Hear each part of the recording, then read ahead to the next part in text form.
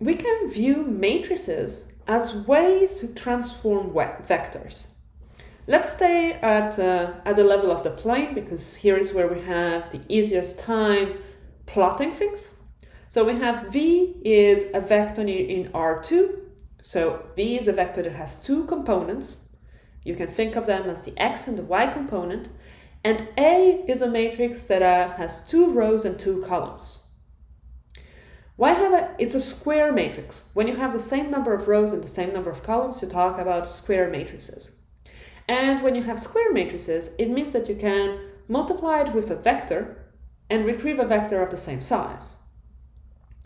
So this is what we're looking at. We're looking at a representation of V in the plane, so in the xy plane. You do that by considering the first value in the V vector as the x value and the second value as the y value, and then drawing a line from 0 to the point that you just determined. So we have V on the plane, and A times V is also on the plane. And we say that A is a transformation that goes from V to AV. Notice that we want to keep these two things separate. We don't want to plot it on the same graph, because what we want to look at is how things get transformed from one to the next. And A, you can also look at this when A is not a square matrix. Therefore, the beginning space and the end space would have different dimensions. So A takes a vector V in R2 and returns a vector AV in R2. It transforms V into AV. And A, if you look like that, is a linear transformation. So AV plus AW is equal to A times V plus W for any V and W.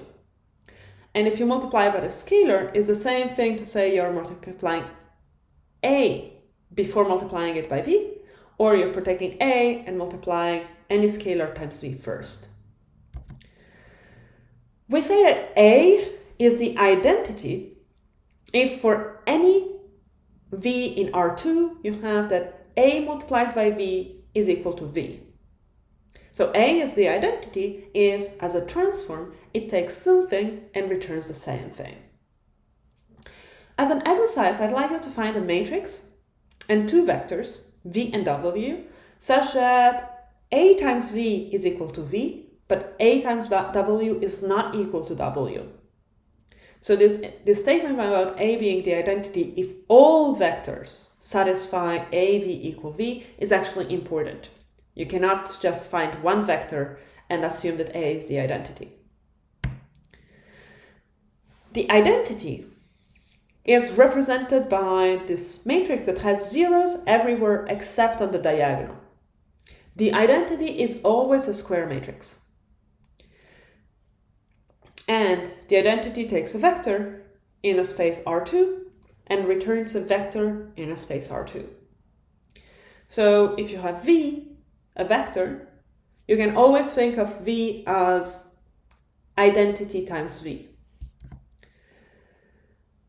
So we have taken A as something that takes a vector in R2 and returns a vector in R2. We can also think of the inverse transformation, something that takes AV in R2 and returns V. We call that A inverse, and we write it as A at the power minus 1. Is the thing that inverses whatever A has done to your vector. Do all matrices have inverses? Actually, no. First, in order to have an inverse, you need to be a square matrix. And then you need that AX must be different than AY if X and Y are different. Think of the situation in which you have V and W and A transforms the two of them to be the same thing. How do you go back from that? Because you don't have information about which of the two vectors gave you the information on the right side. So you cannot go back if two vectors on before gives you the same output. A computational way to check if a matrix has an inverse is called a determinant. there is a theorem that states that A has an inverse if and only if the determinant of A is not 0. How do you compute the determinant? Well, first you need a square matrix. If the matrix is not square, the determinant does not exist. We already have seen that A has an inverse only if it is squared, and the determinant is not 0 only if and only if A has an inverse. So we don't need to compute the determinant if A is not squared. So how do you compute the determinant? You write your matrix A, you focus on one element, we'll call it Aij, so you fix a certain row and a certain column, and at the crossing you have Aj. And the first thing we define is the minor of A and Ij. That is the matrix M subscript Ij, in which you have taken away all the rows I and all the row I and all the column J. So you just cancelled the element Aij and everything that connects to it horizontally or vertically. Then we have a recursing definition of a determinant. We start by saying that the determinant of a scalar is itself. And then we say that the determinant of A is the determinant of the minor Ij multiplied by the value of A at Ij multiplied by -1 times I plus j. And then we sum all these possibilities where we fix the value j. What does that mean? It means that we fix a column j and we go through it by multiplying the value of A on that spot by the determinant of whatever is left once you cancel the row and the column associated to Aij.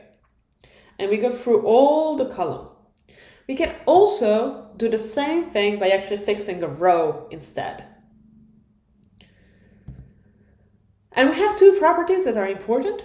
The first one that follows from the definition is that the determinant of A is equal to the determinant of the transpose of A.